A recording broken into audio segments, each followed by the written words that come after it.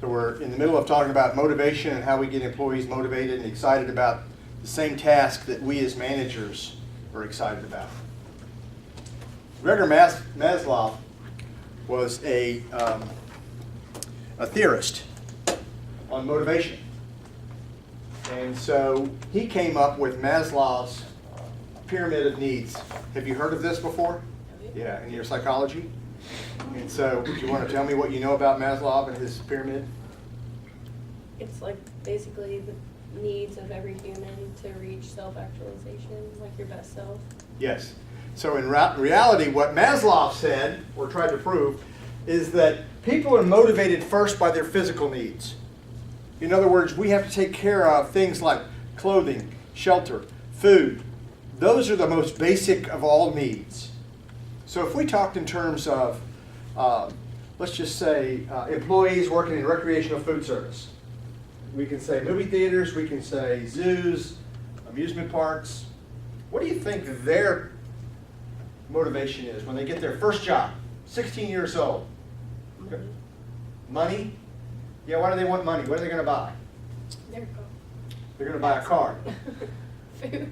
Food. What kind of food? Fast food. Fast food. What else are they going to buy?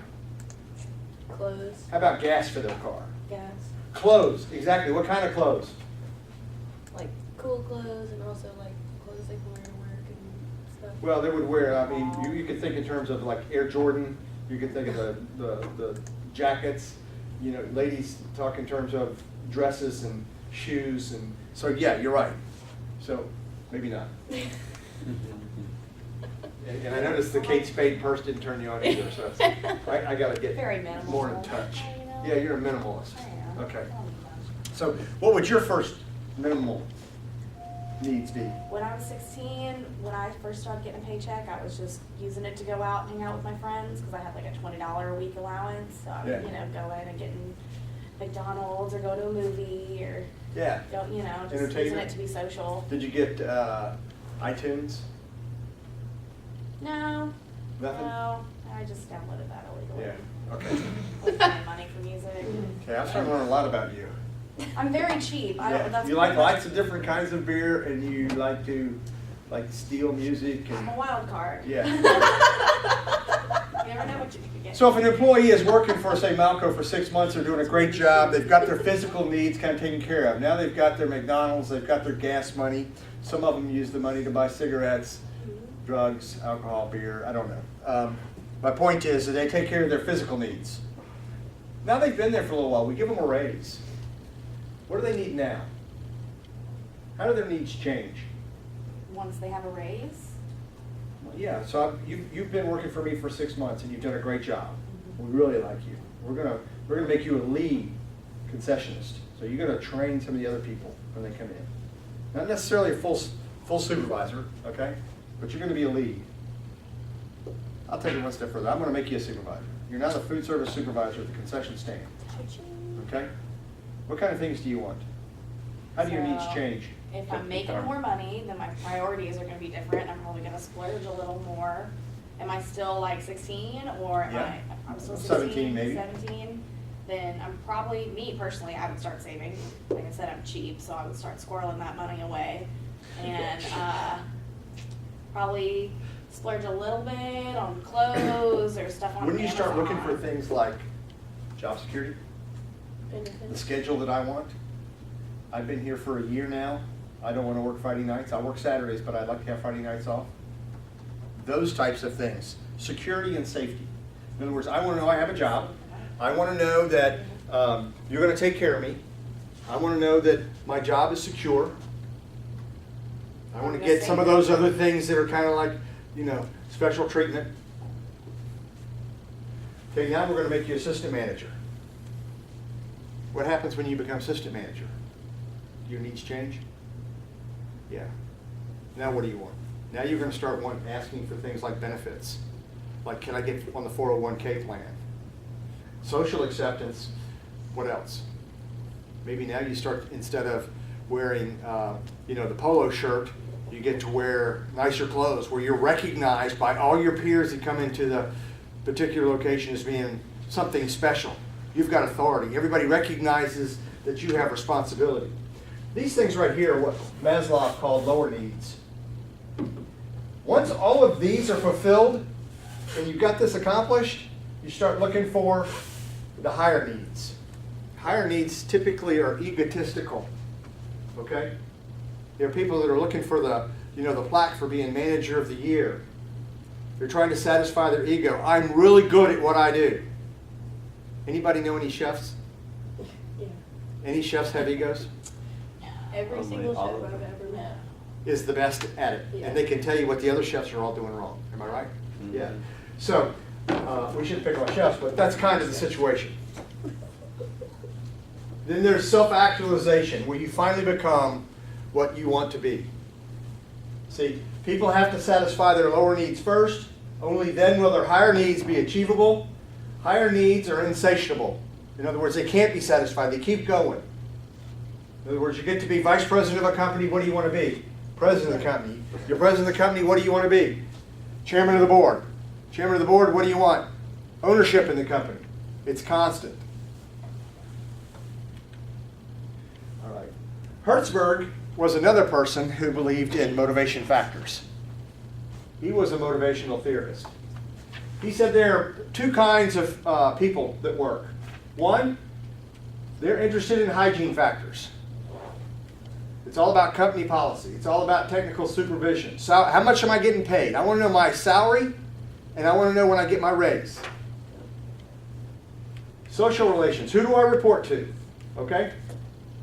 And then working conditions. I want to be sure that it's lit right. I want to be sure that the back door is open. I want to be sure that all my working conditions are exactly what I asked for. Then you have another one, which is motivation factors, achievement. If I do the best, can I be employee of the month? And if I'm employee of the month, do I get a better parking spot? Or do I get a $100 check? One of the things we do at Malco is we give away a $100 check to any manager of any facility that gets a 90 or higher on their health inspection. Pretty cool, right? They're motivated to keep the place safe, sanitary, and fit with the standards that we expect. Recognition. Everybody likes the pin that says, I'm employee of the month or outstanding service. The work itself. Inasmuch as Jessica liked working for Paulette's, she wanted to be a server. And as much as she liked being a hostess and she was good at it, what was motivating her? The opportunity or the chance. And she told us they'd throw her a bone every once in a while and let her kind of run around the dining room and pretend she was serving, right? But she wanted to be a server. Responsibility. People want to know that their impact is affecting the overall success of a business. I'm responsible, I'm taking care of this, I got it handled. And then advancement. These are motivation factors. So what Hertzberg basically decided was that hygiene factors and motivation factors were not the same. No factor appears on both lists. Typically, the motivational factors lead people to feel good about themselves. Right? Look at this. I got it done. I achieved the results. I got an award for being best employee of the month. The work, I like it. I have responsibility. You know what? I just got promoted. Now I'm the supervisor. Now I'm the assistant manager. What do you think hygiene factors do?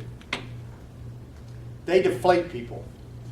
In other words, oh no, they come up with another company policy. I got a new supervisor. I didn't get the raise I thought I was going to get. I hate working here. I have to walk all the way across the parking lot to get to wherever my station is. Hygiene factors cause people to be unhappy. Good leaders use motivational factors and control the hygiene factors. In other words, both of these have to come into play. We have to be cognizant of what our working conditions are. I think most of you told me that you worked in restaurants, right? How many of you have ever closed? Do you have closing duties? Yeah. And then how many of you have ever opened? Yeah. And how many times have you gone in and the people that closed didn't do what they were supposed to do? Almost every day? Yeah. Yeah. And how does that make you feel when you start your day? It's the most annoying thing ever. Yeah. unhappy. Hygiene factors make people feel unhappy. Especially when nothing gets Okay. done about it. Yeah. And so if you've worked in the restaurant and you've achieved like a really big tip, how do you feel? Awesome. All right. In restaurants, the motivation factors kind of outdo the hygiene factors. Like most of us have probably worked somewhere for a long time that you really didn't, but you stayed there because of the money. Right. Or because you were comfortable, or so. Yeah. Sometimes it. Yeah, it'd the be kitchen's awesome to filthy have dirty, but I'm somewhere making where- $100 a night or $200 a night, so I want to stay. Yeah. In gratuity, yeah. Now, Vroom, he was a different one. And his concepts were that people had an expectancy about what they were supposed to get out of their efforts or their job. So he had an expectancy theory. He said it focused basically on the variables from the individual's viewpoint, and it affected their decision to do one thing or another. So, how much work is it going to take? How many people would like to lose 15 pounds? I would. What's the first question you have to ask yourself? Is it worth it? How much work is it going to be? What am I going to have to give up? Does that make sense? About 2 years ago, I was much heavier than I am now. And I saw a friend of my wife's at church. And it was actually her hairdresser. And she had lost like 45 pounds. She looked fantastic. I said, how did you do it? She said, don't you talk to your wife? My wife is kind of a health nut, and she studies all these different ways. But one of them is to cut out grains. Basically do the paleo diet. Okay? No sugars, no grains. She went on the paleo diet, lost 45 pounds. So I started doing what my wife suggested I do, and I cut out bread, potatoes, starch, pizza, any processed foods that have salt, So what's MSG. Huh? left? What's left? Oh shoot, all kinds of protein. So you can eat steaks and hamburgers, you just can't eat the bun. You can eat all kinds of fresh vegetables. You just can't eat desserts. You cut out desserts. So you can drink vodka, you can't drink beer. You can't drink bourbon or scotch. Can you still have fruit even though that's sugar? You can have fruit. Fruit's a natural sugar, yeah. As a matter of fact, fruit's really, really good for you. Berries. Yeah. Wait, you can't have bourbon or scotch? Yeah, because it has carbs in it. So what you're doing is eliminating all the carbs. That's- So I think, It's potato based. That's not necessarily, no, there's some grain based, but it's filtered. Vodka happens to be filtered so many more times than some of the other spirits. So it doesn't have the same kind of sugar content either. I think it's lower in calories than any of the other spirits. So the point is, if you wanted to lose weight, 15 or 20 pounds, there's a couple of things you probably have to do. One, you have to be disciplined in your diet. Two, you might have to be cognizant of a regimen of exercise. Walk a mile a day or something. So that's the expectancy theory. So what is the level of effort? What do I have to put into this to get the results I want? What's the outcome? So if I do this, what am I going to get? So in the case of a diet, I'm going to look better, I'm going to feel better. You know, I'm not going to look fat in my wife's dress.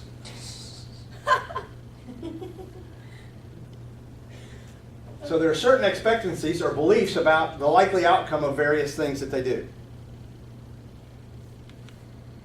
And then balance. That's kind of the balance of everything that comes. Each possible outcome has a worth or value, okay, for every person.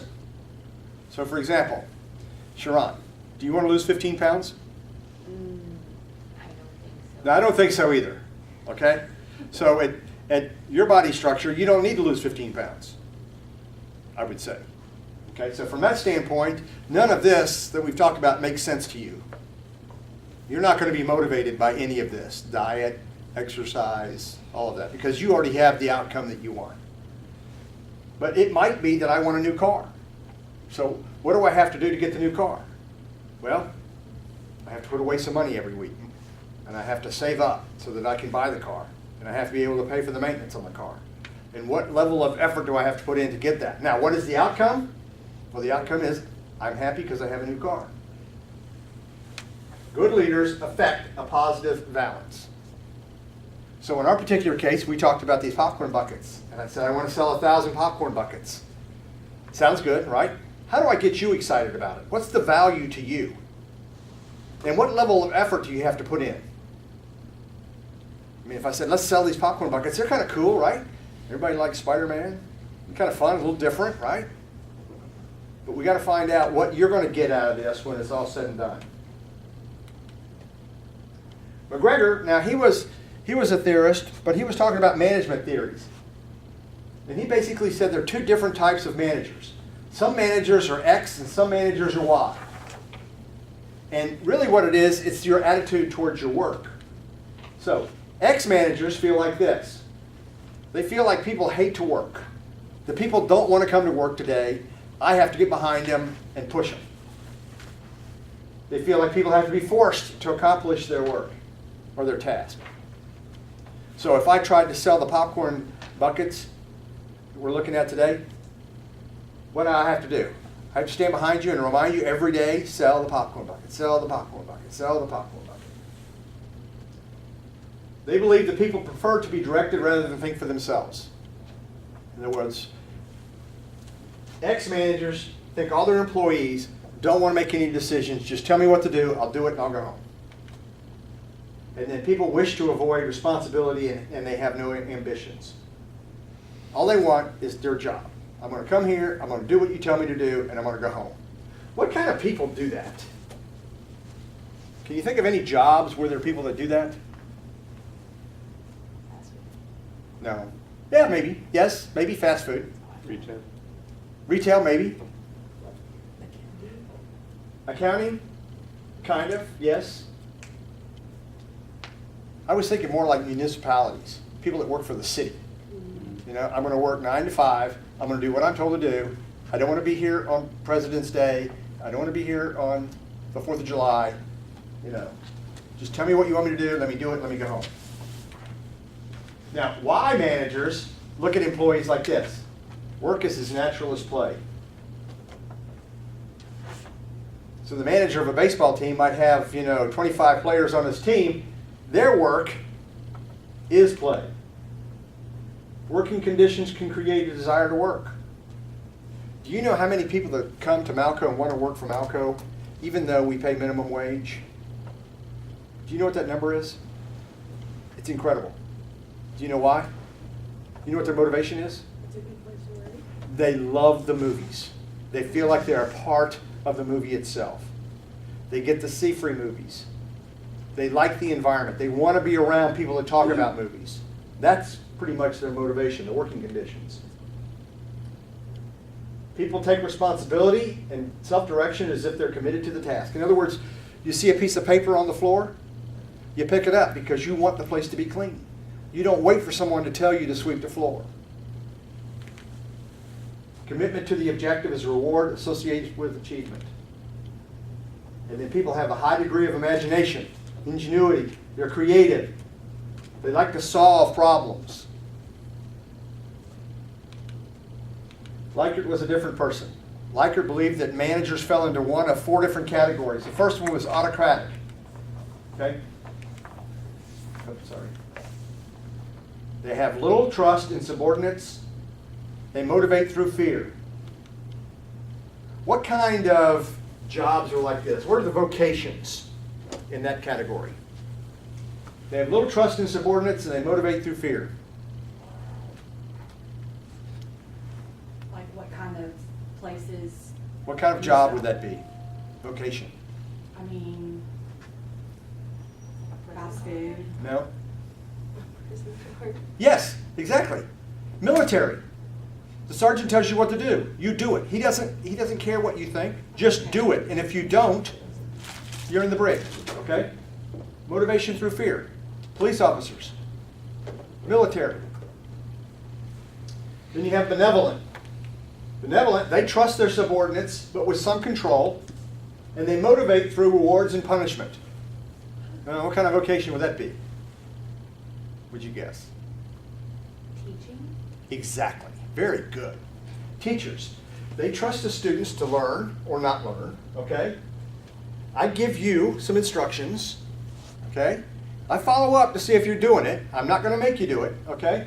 But what do? I either give you 5 points for the quiz, or I give you 2 points for the quiz, or I give you extra credit for class participation. So that's the teachers, instructors. Then you have consultative. They allow a lot of communication to and from employees and staff, and they allow lower levels of authority a lot of decision-making authority. What kind of vocation is that? I'll give you a hint. You guys should be really familiar with this vocation. Restaurant. Yeah, restaurants, bartenders, hospitality. Somebody, their food comes out a little bit late. What do? If you're hog and hominy and something's not going right. At my table, Yeah. then I communicate to them what's going on. You communicate, but And- do you ever give them a free dessert? Yeah, Yeah. Do you have to go ask the boss for a free dessert? I don't have to ask, but I, You communicate. Right, I tell them. But you have the authority to determine that Right. the service is not going right.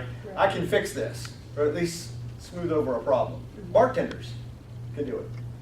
I know like in hotels, somebody comes down and they say, my hair dryer's not working. Oh, I'm so sorry, I'll get you a hair dryer, and here's a coupon for, a free breakfast or something, right? So this is the hospitality industry. And then the last one is participative. They have complete trust and confidence in their staff. They delegate authority with responsibility. What kind of vocation is this? Sales? Who said that? Excellent. A salesperson goes out and they're selling, widgets, but they have to have the confidence that their widgets are going to work because they're selling them to somebody, right? What else? They reward the group financially for group accomplishments. These are athletes. Sales.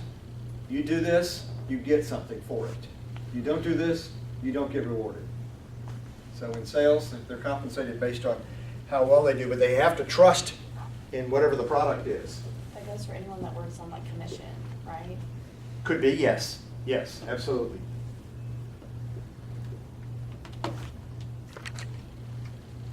Gary, this is in the book. I'm not too terribly worried about it. I want to skip it because we're running pretty close to out of time for today. This really talks about the maturity level of managers. So typically immature characteristics. Are you passive? Are you dependent on other people to tell you what to do? Are you very singular-minded and you can't do multiple tasks? Are your interests very shallow? Short-term perspective, what do I get today? I don't care about tomorrow. They're typically subordinate positions, and they don't know what their strengths or weaknesses are. Mature characteristics are they're active. They're thinking in advance, trying to get things done before there are problems. They're independent thinkers. They're capable of multitasking, doing things in different ways. They have deep interest. They look at the long-term perspective. I know this isn't what I want to do today, but it's going to help me so that I'm better tomorrow and I'm going to be prepared tomorrow. They typically end up in supervisory positions, and they know what their strengths and their weaknesses are. Typically what I would do is, if we had more time, I would not put these two pieces up here, but I'd ask you to figure out, of these, how many of these are you, and how many of these are you? And it would tell us how mature you are as a manager. Nobody's perfect. All right, in closing, there are 7 habits of highly effective people. The book by Stephen Covey. Is that in your book? Do you have that? Yeah. And he typically highlighted that he thought that 1, you have to be proactive. 2, you want to begin with the end in mind. In other words, have a vision. And that's what we started when we first started this segment. This whole chapter started with set the objective. What is the goal I want to achieve? Okay? Begin with the end in mind. And then put priorities in their place. Put first things first. Good managers think about how everybody wins, not just me. So it's a win-win situation. This is one of the key components if you're going to deal with employees or customers, and that is think first to understand, then to be understood. In Mary's case, where she was coming to work late, nobody asked her, what's wrong? They were telling her, understand me, I'm going to write you up if you're late for work. They didn't say, Mary, how can we work this out? What's the problem? Think first to understand, then to be understood. Synergize means kind of pull everything together so that we're all going in the same motion. And then sharpen the saw. Do you know the story about sharpen the saw? Has anybody read the book? In here, one of the chapters he talks about sharpening the saw. You have to stop and take time to sharpen your own mind. He tells a story about a contest with two log cutters, tree cutters. And they had a contest over 2 days who could cut the most trees down. So on the first day, it was a Monday morning, it started at 8 o'clock, they both started sawing. And at 9 o'clock they had one tree cut down. At 10 o'clock they had 2 trees cut down. And at 10:15, one guy stopped and he started sharpening his saw. The other guy kept going. He got ahead, now he's ahead, right? And then the other guy that was sharpening the saw started cutting, and his saw was working pretty good, and he eventually almost caught up. He did catch up. Guess what happened to the other guy's saw?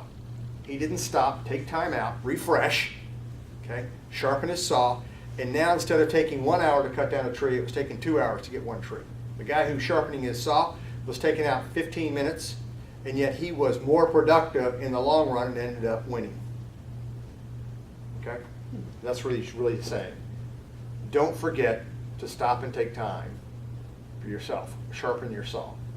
And then he's got basically, he says that there are 4 basic components to, you as a human being and how you spend your time. One of them is physical. You have to be physical to be resilient, okay?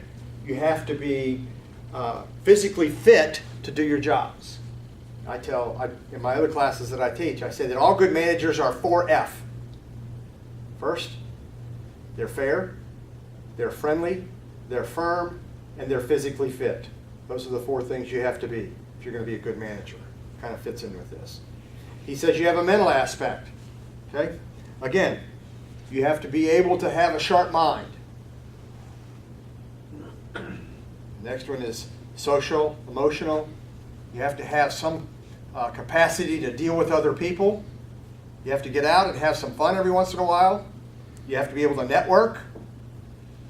Spiritual, you have to take time out to meditate and find that zone that will allow you to relax and connect. Now I put in 2 more in my own piece. In my own wheel, I added family, because I think all of us have to take time out for our family, spend time with your families. And then I put one in there for work, okay? In other words, we're all going to do some vocation that we like. We're going to spend time doing it because we need the compensation, because without compensation, we don't have our basic needs. Further talk about it. All right. That's it for today. Any questions?